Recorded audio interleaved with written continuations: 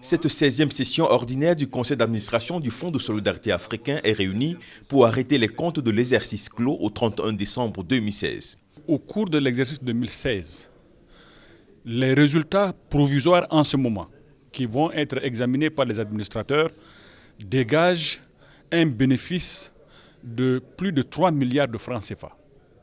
C'est un bénéfice record en 40 ans d'existence. Jamais une telle performance n'a été atteinte. Donc aujourd'hui, les administrateurs vont échanger avec la direction générale pour voir comment est-ce qu'il a été possible cette année d'atteindre ce résultat et que faut-il faire à l'avenir pour ne pas descendre en deçà de ces performances. L'exercice 2016 est la première année de la mise en œuvre de l'ambitieux plan de développement stratégique à moyen terme 2016-2020, dénommé Plan Expansion 2020. Ce plan, bâti sur 4 leviers, a déjà enregistré des résultats positifs. Des fructueux contacts et des initiatives qui ont été déployées en direction d'États tels que la Guinée, la Mauritanie, la Guinée équatoriale, le Cameroun, le Congo et la République démocratique du Congo.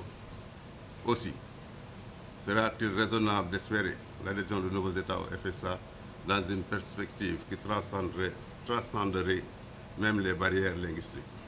Dans la dynamique d'accroître et de diversifier l'offre des produits et des services, des initiatives nouvelles avec certains pays membres sont en voie d'exécution. La direction générale va, avec son équipe, va venir à Maurice pour discuter avec les différents partenaires économiques de l'île Maurice afin de mettre sur pied, allons dire, quelque chose de plus concret en termes d'intervention de la FSA. Et on a déjà la collaboration des différents gouvernements et c'est là.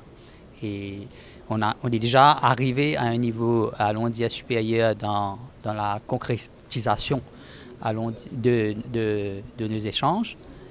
Les travaux de cette 16e session du Conseil d'administration du Fonds de solidarité africain ont été ouverts par le ministre des Finances du Niger.